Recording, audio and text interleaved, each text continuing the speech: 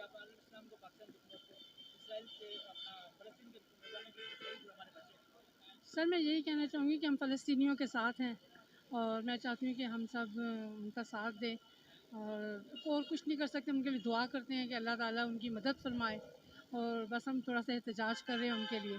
अल्लाह ताला ये कि हम सब इस एहतजाज में शामिल हों, इससे ज़्यादा नहीं। बेन आप क्या कहना चाहेंगे? जी, मैं तो बस ये कहना चाहूँगी कि अल्लाह ताला उनके इस वक़्त को जो है जल्द से जल्द इस परेशानी को दूर करो। तमाम मुसलमानों को चाहिए कि उनके लिए जो है ना मुत्तहिद होके खड़े हों। बस ये है कि तमाम मुसलमान आपस में एक हो जाएं हम लोग सब, तो ये फिर मामला ही ख़त्म हो जाए, जुल्म और सितम जो वहाँ इतना फैला हुआ है इसराइल में। Thank you.